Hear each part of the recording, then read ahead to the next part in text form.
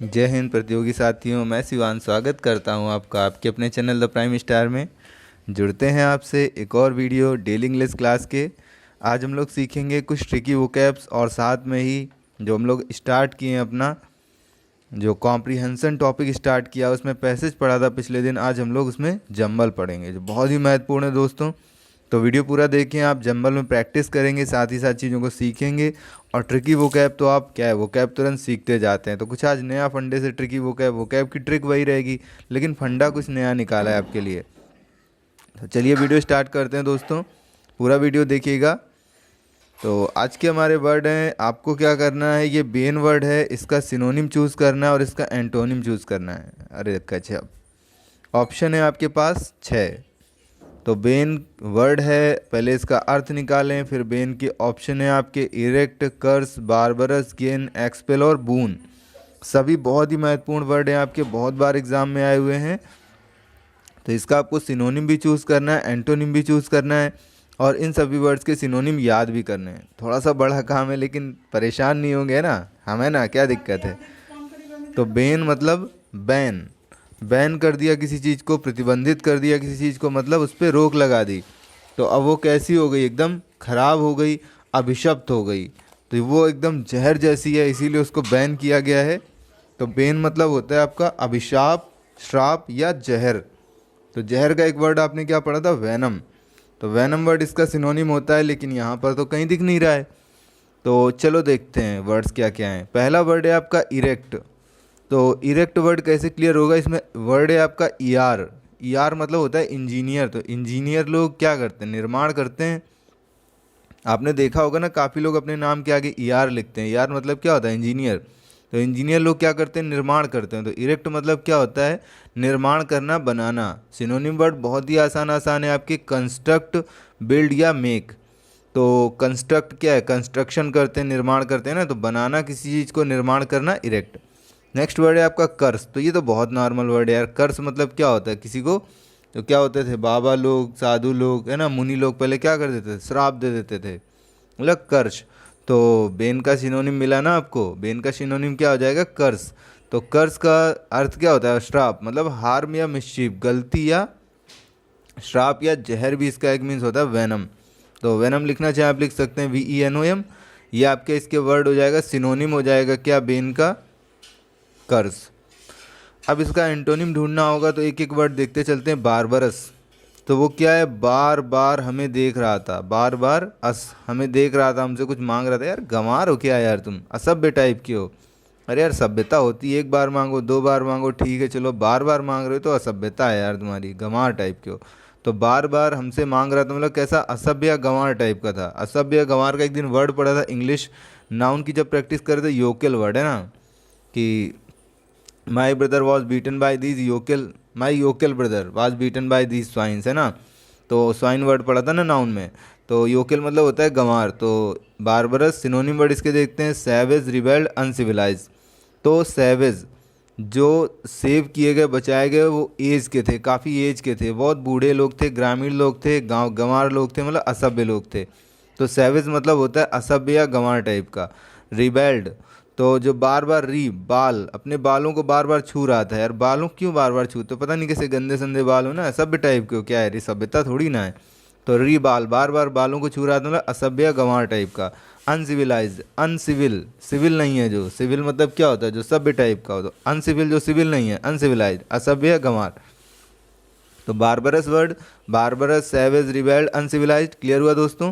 Next word है आपका gain. तो गेन मतलब तो फिर कोई बात ही नहीं बतानी पड़े ना, लेकिन गेन क्लियर करना चाहे थी तो कैसे क्लियर करो, GI, गाय। गाय से, गाय कैसी होती है हमारे लिए, लाभदायक होती है ना, दूध देती है, बच्चे देती है ना, उसके बच्चे ये करते हैं वो करते हैं। काऊ पे निबंध लिखा करते थे ना हम लोग, गाय होती है, उसके 2 पैर होते हैं, 4 पैर होते हैं, 3 सींग होते हैं, 4 सींग, है ना, ऐसा कुछ लिखा करते थे। तो गाय माली बहुत लाभदायक होती है। तो लाभदायक, गेन मतलब होता है लाभ या आपका जो फ़ायदा हो। तो सिनोनिम वर्ड हो जाएंगे बेनिफिट, प्रॉफिट, एडवांटेज। ये तो नॉर्मल वर्ड है ना, बेनिफिट, प्रॉफिट, एडवांटेज, याद कर लेंगे। नेक्स्ट वर्ड बहुत ही अच्छा वर्ड है आपका एक्सपेल। तो किसी को हमने क्या किया, पेल दिया, और एक्स मतलब बाहर फेंक दिया। तो एक्स मतलब होता है बाहर, एक्जुबरेंट पढ़ा था ना, तो पेल दिया और बाहर फेंक दिया, मतलब किसी को बाहर फेंक देना, बाहर निकाल देना, मतलब निर्वासित कर देना, है ना। तो बहुत ही बड़ा वर्ड होता है ये एक्सपेल। तो एक्सपेल के सिनोनिम में एक्साइल, डिसमिस, बैनिश, पायरिया, ऑस्ट्रेसाइज, सभी बहुत इंपॉर्टेंट वर्ड है, बहुत बार एग्जाम में आए हुए हैं। तो एक्स ले, ले और एक्स मतलब बाहर निकल जा, निर्वासित हो जा, देश निकाला, है ना। बैनिस, बैन कर दिया और उसे बाहर निकाल दिया, बैन करके बाहर निकाल दिया। पायरिया, उसको पार कर दिया, देश से पार कर दिया, बाहर निकाल दिया। ऑस्ट्रेसाइज, तो अस्त्र, अस्त्र दिए उसे, अस्त्र शस्त्र और उसको बाहर निकाल दिया ना, थोड़ा सा बंगाली भाषा हो गया तो ऑस्ट्रेसाइज मतलब अस्त्र दिए उसको और बाहर निकाल दिया। तो ऑस्ट्रेसाइज, pyorrhoea, banish, dismiss, exile, expel, सभी का मीन्स होता है बाहर निकाल देना, किसी को निर्वासित कर देना, देश निकाला। बहुत ही इंपॉर्टेंट वर्ड है भैया, बहुत अच्छे से क्लियर कर लेना। लास्ट वर्ड है आपका बून। तो बून मतलब तो जानते होंगे क्या होता है, बून मतलब वरदान, कर्ज का अपोजिट होता है ना, कर्ज का अपोजिट बून। तो सिनोनिम हो जाएंगे ब्लेसिंग, फेवर या कंफर्ट। तो ब्लेसिंग जानते हो भैया वरदान, फेवर मतलब पक्ष लेना है किसी के उसमें होना, और कंफर्ट मतलब आराम या वरदान। तो ये हो गया आपका बून, ब्लेसिंग, फेवर, एक कंफर्ट। और बेन का ये क्या हो गया आपका, अपोजिट भी तो हो गया ना, ये क्या होता था, श्राप अपोज सिनोनिम वर्ड था, तो ये क्या हो जाएगा इसका अपोजिट वर्ड। तो इस तरह से आपको बेन का सिनोनिम मिला, बेन का अपोजिट मिला, और काफ़ी सारे वर्ड मिले जो आपके बहुत ही अच्छे वर्ड थे, जो एग्ज़ाम में आपके आते रहते हैं। तो अच्छे से क्लियर करेंगे दोस्तों, आशा करते हैं आपको मज़ा आई होगी। चलिए अब आते हैं अपने कॉम्प्रिहेंशन में जंबल्स पे। तो जंबल सीखते हैं। आज का पहला जंबल आपको प्रैक्टिस सीधे आती है। इससे पहले इसका फंडा सीख लेते हैं। आपको जंबल बनाने से पहले, जंबल अरेंज करने से पहले आपको स्ट्रक्चर बहुत अच्छे से क्लियर होना चाहिए। तो इसके लिए पहला जो आपका चैप्टर था टेंस का, तो टेंस का जो चैप्टर था उसको आपको एक बार देख लेना चाहिए। उसमें स्ट्रक्चर बताया गया था कि सिर्फ एक ही स्ट्रक्चर पर दुनिया का हर सेंटेंस बनता है। तो ये आपका क्या हो जाएगा, इसमें सीक्वेंस आपको क्लियर होना चाहिए सेंटेंस का, और साथ ही साथ थोड़ा सा अर्थ निकालना भी आना चाहिए। थोड़ा सा अर्थ निकल आए और उसके बाद में एक सीक्वेंस सेंटेंस का अरेंजिंग सही बन जाए, सेंटेंस आपका कंप्लीट हो जाएगा। चलिए पहला क्वेश्चन देखते हैं। The changing social system is a, तो द चेंजिंग सोशल सिस्टम, जो सोशल सिस्टम परिवर्तनशील है आपका, इज़ अ क्या है कि also brings change, is a also brings change. तो ये आपका इसके बाद में सेट नहीं होगा, आपको पढ़ के भी पता चलेगा। In the status of its members, या यूनिवर्सल फैक्टर विच। तो the changing social system is a क्या हो जाएगा आपका, अब इसमें एक से अरेंज करके देखो, is a universal factor which also brings change in the status of its members. तो ये आपका अरेंजिंग सही हो जाएगी कि इज़ अ यूनिवर्सल फैक्टर। तो the changing social system is a universal factor, एक क्या है, सार्वभौमिक तथ्य है। Which also brings change in the status of its members. तो पहले आर होगा, फिर क्या होगा आपका, विच ऑल्सो ब्रिंग्स, पी होगा, फिर क्या होगा, क्यू होगा। तो आर पी क्यू कहाँ मिल रहा है आपको, ऑप्शन ए में मिल रहा है। तो इस तरह से क्या है आप अरेंजिंग कर सकते हैं। थोड़ा सा टफ वर्ड था, ये सारे क्वेश्चन आपके एग्जाम में आए हुए हैं, एसएससी के एग्जाम के आए हुए क्वेश्चन है, तो थोड़ा सा ध्यान से करेंगे। Believe is a must to succeed in life in oneself. तो बिलीव के बाद में क्या होगा, ये आपका एक सब्जेक्ट की तरह है, तो या तो इसके बाद में वर्ब आएगी, या फिर क्या है इसके बाद में आपका कोई रिलेटिव वर्ड आएगा। तो बिलीव इज अ मस्ट, ये तो बन नहीं रहा है।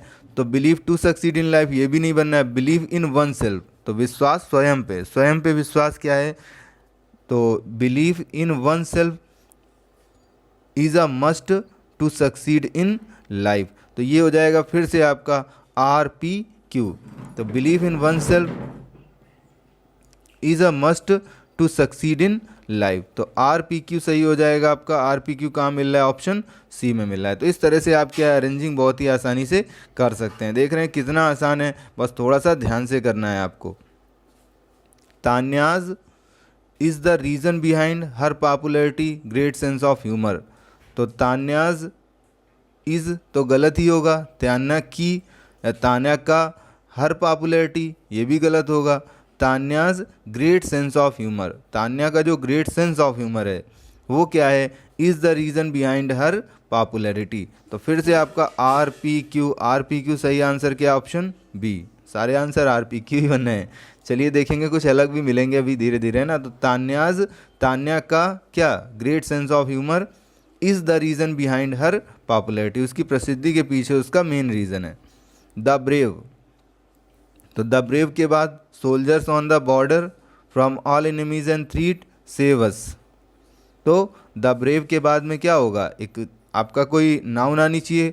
तो the brave soldiers on the border, brave soldiers on the border, फिर क्या आएगा इसके बाद में, वर्ब आनी चाहिए, save us from all enemies and threats. तो the brave soldiers on the border, PRQ कहाँ पे मिल रहा है, ऑप्शन डी में मिल रहा है। तो इस तरह से हमारा आंसर क्या होगा, बन जाएगा सेंटेंस और हमारा क्वेश्चन सही हो जाएगा। द मोमेंट अ, तो the moment a new word is coined it enters the spoken language. तो द मोमेंट अ क्या होगा इसके बाद में, तो इसके बाद में spoken language, the moment a spoken language होगा नहीं, the moment it enters in the होगा नहीं। तो the moment a new word is coined, एक नया वर्ड बनाया जाता है, the moment a new word is coined, फिर क्या होगा, it enters in the spoken language, जब बनाया जाता है तो क्या करता है, स्पोकन लैंग्वेज में प्रवेश करता है। तो आपका सेंटेंस क्या हो जाएगा, PQR, और PQR कहाँ मिल रहा है, ऑप्शन डी में मिल रहा है। तो इस तरह से आप क्या कर लेंगे, अरेंजिंग कर लेंगे। वेनिस इज, तो वेनिस क्या है, आपका एक शहर है। Venice is the north of Italy, beautiful city in a strange and. तब Venice is a strange and हो सकता है, लेकिन ये a strange and beautiful city in, तो ये आपका सेंटेंस अगर हम लोग अरेंज करें क्यू से, तो Venice is beautiful city in the north of Italy a strange, ये तो बनेगा नहीं। तो Venice is a strange and beautiful city in the north of Italy. तो RQP सही आंसर हो जाएगा। कहाँ मिल रहा है, ऑप्शन बी में मिल रहा है, तो बी ऑप्शन आपका सही हो जाएगा। तो वेनिस क्या है आपका, एक स्ट्रेंज और ब्यूटीफुल सिटी है, कहाँ पर, नॉर्थ ऑफ इटली, इटली में। नेक्स्ट क्वेश्चन देखते हैं, 3 एग्जाम्पल विल। तो 3 एग्जाम्पल विल क्या करेंगे, 3 एग्जाम्पल 3 उदाहरण क्या करेंगे, सफाइस एज एविडेंट ऑफ और back sliding on long held positions.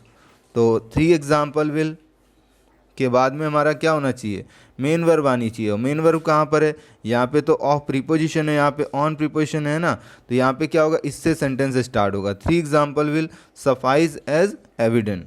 तो एविडेंट मतलब क्या होता है आपका, प्रमाण के रूप में, प्रमाण के रूप में 3 उदाहरण पर्याप्त होंगे। किसके लिए, of her back sliding, back sliding मतलब पतन, बैक स्लाइड पीछे पलट रहा है मतलब पतन के लिए, of her black sliding on long held positions. तो RP के बाद Q के बाद R। तो 3 example will suffice as an evident of her black sliding on long held position, जो उसने लंबे समय से पोजीशन हेल्ड कर रखी थी, उससे उसके पतन के लिए 3 उदाहरण ही महत्वपूर्ण होंगे, 3 उदाहरण पर्याप्त होंगे। तो PQR कहाँ मिल रहा है आपका, ऑप्शन डी में मिल रहा है। नेक्स्ट क्वेश्चन है आपका, 1 will need to watch what.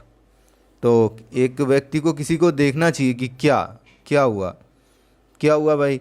What के बाद में क्या लग सकता है, happens in the United states, what presidential elections, what after the fourth coming. तो ये तो आपका गलत है, ये भी आपका नहीं सही। ऑप्शन क्या होगा, ये होगा 1 will need to watch what happens in the United States. तो यूनाइटेड स्टेट्स की किसमें, presidential election, United States presidential elections after the fourth coming, ये तो गलत लग रहा है भाई। तो अरेंजिंग क्या होगी, happens in the United states after the fourth coming presidential elections. तो क्या घटित होगा यूनाइटेड स्टेट में, जो आने वाले आपके राष्ट्रपति चुनाव हैं उनके बाद। तो आपका क्या होगा, P के बाद R, United states after the fourth coming presidential election. तो PRQ ऑप्शन किस में मिल रहा है, C मिल रहा है, ये आपका ऑप्शन सही हो जाएगा। नेक्स्ट क्वेश्चन है आपका, द ट्रूथ अबाउट दीज। तो द ट्रूथ अबाउट दीज क्या, communities, the truth about these communities is that they deserve to die functional down scale. तो ये आपका गलत हो गया, अरेंजिंग यहाँ से नहीं बनेगी। तो P से अरेंजिंग नहीं बन रही है आपकी, वैसे सेट हो रहा था लेकिन नहीं बन रही है। The truth about these they deserve to die, ये भी नहीं बनेगा। The truth about these die functional down scale communities is that, तो ये आपका बनना है कि the truth about these dysfunctional down scale communities R के बाद P is that they deserve to die, कि ये जो डिसफंक्शनल हैं और डाउन स्केल हैं, नीचे गिरी हुई हैं और डिसफंक्शनल है, सही तरह से नहीं चल रही हैं, उन कम्युनिटीज़ को क्या है, मर जाना चाहिए, समाप्त हो जाना चाहिए। तो आर पी क्यू कहाँ मिल रहा है, ऑप्शन सी में मिल रहा है। इस तरह से हमारा सेंटेंस बिल्कुल सही अरेंज हो जाएगा। लास्ट क्वेश्चन देखते हैं, do not be anxious about, किसके लिए एनेक्शियस नहीं होना चाहिए, उत्सुक नहीं होना चाहिए। Thanksgiving, present your request to God, तो होगा नहीं। एंड पिटिशन विद, ये तो बिल्कुल हो ही नहीं सकता है। अबाउट एंड उससे जुड़ता है आपका, दो समान वाक्यों को जोड़ता है, तो कहाँ से शुरू होगा, आर से शुरू होगा। Do not be anxious about anything, किसी भी चीज़ के प्रति उत्सुक मत हो, बट इन एवरी सिचुएशन, प्रत्येक स्थिति में, बाई प्रेयर एंड पिटिशन, है ना, प्रेयर एंड पिटिशन, ये सेंटेंस बन जाएगा। By prayer and petition with thanksgiving, present your request to God. तो आर के बाद क्यू के बाद पी, आर क्यू पी सही हो जाएगा। आर क्यू पी कहाँ मिल रहा है, ऑप्शन डी में। इस तरह से आपके क्वेश्चन बहुत ही आसानी से हो जाएंगे यदि आप थोड़ा सा, हमने कहा था कि इंग्लिश में आपकी अंडरस्टैंडिंग बहुत स्ट्रांग होनी चाहिए। ये कैसे बनेगी, जब आप बुक्स पढ़ें, बड़ी बुक्स नहीं आती हैं, आप छोटी बुक्स पढ़ें। जो गांव ग्रामीण क्षेत्र के हमारे छात्र हैं, छोटी क्लासों की बुक्स पढ़ें, 2, 3, 4, 5, 6, 7, 8, इनकी इंग्लिश की बुक पढ़ डालो। अंडरस्टैंडिंग इतनी स्ट्रांग हो जाएगी आपकी, उतना ही आपको क्या होगा, बहुत फ़ायदा मिलेगा इन सारे प्रश्नों में, और बहुत अच्छे नंबर बनेंगे इंग्लिश में, कोई भी संशय नहीं है आपका, है ना। आपके ही क्षेत्र से हूँ, ग्रामीण क्षेत्र से हूँ, हमारे नंबर क्या बने आपको कभी बताएंगे, कितने कम नंबर बने, और फिर उससे हमने अपने आप को बढ़ाया, और आज इंग्लिश हमारा क्या है, सबसे स्ट्रॉन्ग पार्ट बन गया। तो ऐसे ही आप भी इंग्लिश को अपना स्ट्रॉन्ग पार्ट बना सकते हैं, बस थोड़ी सी मेहनत की ज़रूरत है। तो वीडियो देखने के लिए बहुत बहुत धन्यवाद दोस्तों। लाइक करें यदि वीडियो अच्छा लगा है, और साथ ही साथ कमेंट करके बताएं कि आपको वीडियोस कैसे लग रहे हैं। और जो रेगुलर स्टूडेंट हैं वो रेगुलर रहें लगातार, बिल्कुल भी मिस ना करें, वो मिस करते हैं तो फिर थोड़ी सी तकलीफ़ होती है ना। तो वीडियो एंड करते हैं। जय हिंद साथियों।